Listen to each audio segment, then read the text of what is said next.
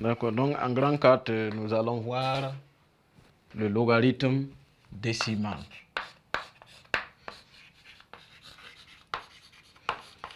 Logarithme décimal. En petit 1, nous allons voir la définition. Qu'est-ce que c'est que le logarithme décimal? Donc, on va dire tout simplement que on appelle logarithme décimal de x noté log de x, l'exposant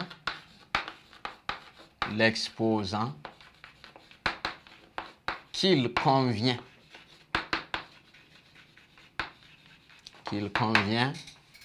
d'élever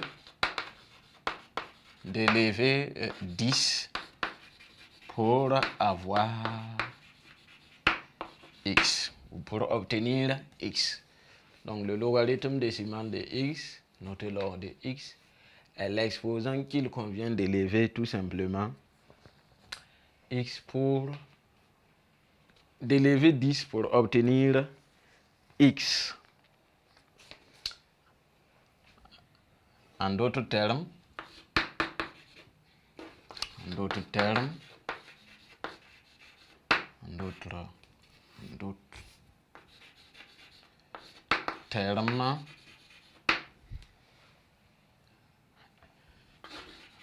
log de x égale à y par exemple, il fait que x égale à 10 puissance y.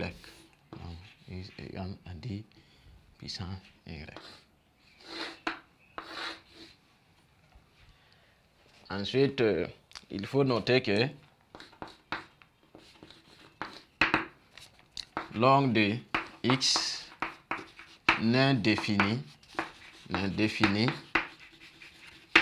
que pour x strictement positif. C'est défini seulement pour les réels strictement positifs. Et 10, le réel 10 là, le réel 10 est appelé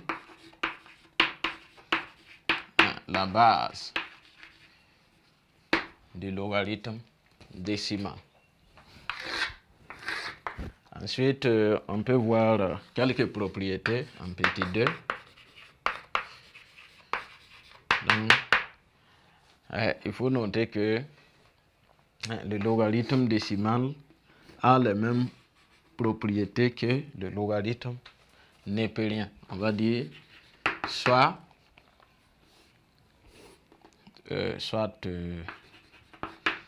A et B, des réels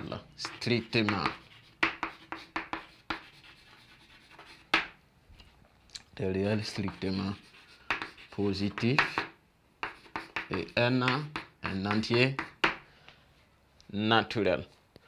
Ensuite, log de A fois B égale à log de A plus log de B. Ensuite,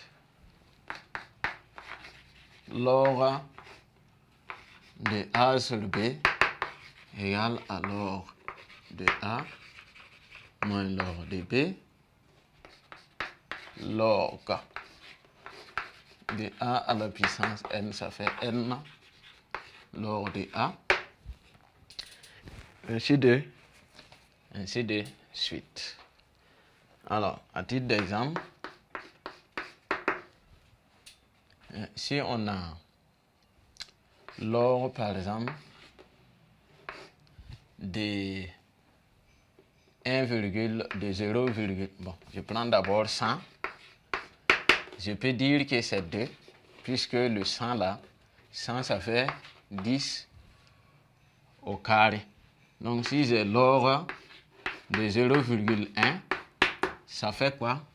Ça fait moins 1 car 0, ici je vais dire car 100 égale à 10 au carré. Donc ici, c'est égal à moins 1 car 0,1, ça fait 10 puissance moins 1. Et par définition, on a dit que log de x, c'est l'exposant de 10 pour avoir x. Donc l'exposant de 10 pour avoir 0,1 ici, c'est moins 1. L'exposant de 10 pour avoir 100, c'est 2. Donc 2 moins 1 correspondent respectivement à log de 100 et à log de 0,1. Maintenant, quelle est la particularité? La différence entre ln et log. Donc, la différence, vous voyez qu'ils ont les mêmes propriétés. Maintenant, la différence est que il faut dire que ln est le logarithme. Logarithme en base e. Donc, la base de ln, c'est le nombre e.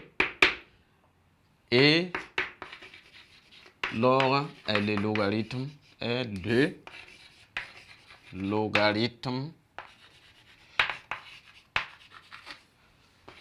en base 10. Donc là-bas, la base c'est 10, tandis que ln, la base c'est le nombre e qu'on avait vu qui était sensiblement égal à 2,718.